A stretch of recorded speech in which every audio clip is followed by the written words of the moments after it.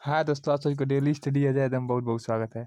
आज हम क्लास 10 के एक आईएमपी क्वेश्चन पढ़ेंगे, साबुन और साबुनीकरण। ठीक है, तो हम सबसे पहले समझते हैं कि साबुन किसे कहते हैं।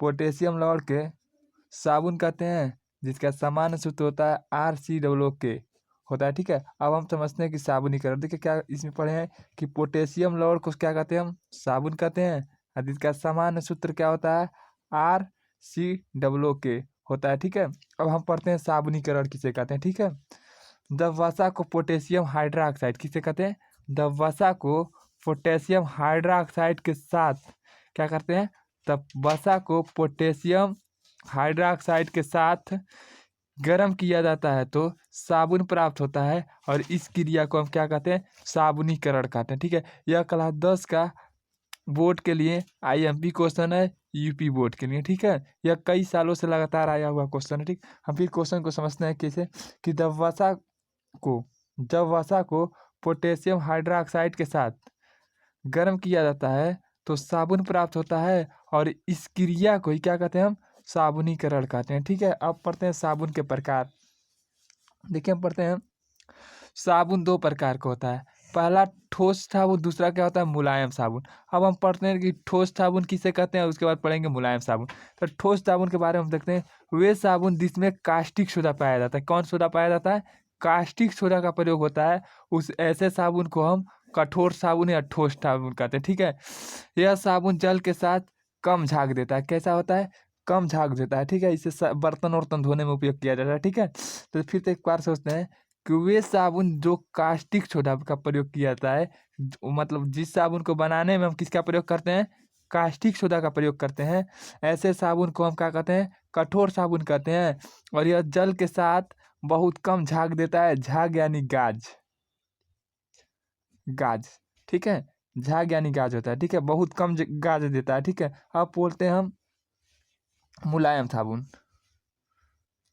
मुलायम साबुन। ठीक है, तो इसका परिभाषा पढ़ते हैं। देखिए परिभाषा इसका बहुत आसान है। ठीक है, वे साबुन जिसका कास्टिक, देखिए वे साबुन जिसमें कास्टिक पोटास पाया जाता है, जिसमें कास्टिक क्या पाया जाता था, सोडा पाया जाता है, और इसमें पोटास पाया जाता है। मुलायम साबुन में क्या पाया जाता है, कास्टिक पोटास, और इसमें कास्टिक सोडा। ठीक है, अब पढ़ते हैं। देखिए वे साबुन जिसमें कास्टिक पोटास का प्रयोग किया जाता है, क्या किसका प्रयोग किया जाता है, कास्टिक पोटास का प्रयोग किया जाता है, ऐसे साबुन को मुलायम साबुन कहते हैं। क्या कहते हैं, मुलायम साबुन कहते हैं। ठीक है, वे साबुन जिसका बनाने में कास्टिक सोडा का प्रयोग किया था, इसको इस दूसरे परिभाषा में बोलेंगे तो कहेंगे वे साबुन जिसको बनाने में कास्टिक पोटास का प्रयोग किया जाता है, ऐसे साबुन को हम मुलायम साबुन कहते हैं। ठीक है, अब पढ़ते हैं कि अच्छे साबुन की विशेषता। ठीक है, अच्छे साबुन की क्या क्या विशेषता होती है हम देखते हैं। देखिए यह साबुन चिकना और मुलायम होता है। अच्छा साबुन कैसा होगा, चिकना होगा, और क्या होगा, मुलायम होगा। दूसरा का क्या होगा, साबुन का झाग नहीं होना चाहिए, मतलब साबुन में अत्यधिक झाग नहीं होना चाहिए। जैसे सरफ वरफ से झाग निकलता है वैसा झाग नहीं निकलना चाहिए। ठीक है, इसमें नमी बहुत कम होना चाहिए, और क्या होना चाहिए, किसमें क्या होना चाहिए, नमी बहुत कम होता है। ज़्यादा नमी रहेगा तो धीरे धीरे गलने लगेगा तेजी से। ठीक है, इसमें क्या होता है, इसमें नमी क्या होना चाहिए, बहुत कम होना चाहिए। ठीक है, तीसरा क्या बोले, इसमें एल्कोहल पूर्ण रूप से विलय होना चाहिए, कि इसको एल्कोहल में डाला जाए तो पूर्ण रूप से क्या हो जाए, विलय हो जाए। ठीक है, इसमें कीटाणुनाशक पदार्थ नहीं होना चाहिए। ठीक है, इसमें कैसा होना है, इसमें कीटाणुनाशक पदार्थ बहुत कम होना चाहिए, या नहीं होना चाहिए। ठीक है, साबुन का उपयोग। अब देखिए हम पढ़ते हैं कि साबुन का उपयोग कहाँ कहाँ किया जाता है। तो साबुन का उपयोग कपड़ा धोने एवं शरीर को साफ करने में किया जाता है। ठीक है, कहाँ कहाँ किया जाता है, साबुन का उपयोग कपड़ा धोने में, शरीर को साफ करने में किया जाता है, और शेविंग यानी दाढ़ी बनाने में किया जाता है। ठीक है, दूसरा तीसरा का क्या होता है, चर्म रोग में के औषधि युक्त साबुन बनाने में किया जाता है। मतलब अनेक प्रकार के मतलब शारीरिक पे होने वाला इन्फेक्शन को औषधि युक्त साबुन बनाया जाता है। जैसे डिटाल उटा नहीं है, इस प्रकार के साबुन बनाने में किया जाता है स्किन प्रॉब्लम के लिए। ठीक है, अब हम अगला क्वेश्चन देखते हैं, कपड़ा धोने वाला साबुन एवं नहाने वाले साबुन में अंतर। ठीक है, देखिए अब दो हैं, देखिए क्या है, कपड़ा धोने वाला साबुन और नहाने वाले साबुन में अंतर।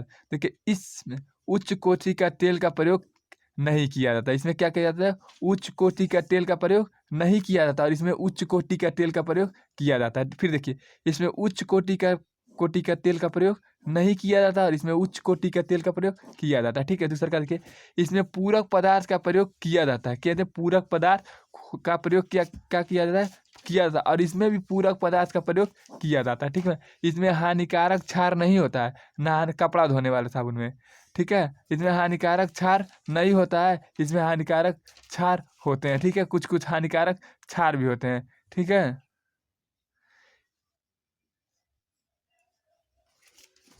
इसमें हानिकारक क्षार नहीं होता, इसमें हानिकारक क्षार होता है। ठीक है,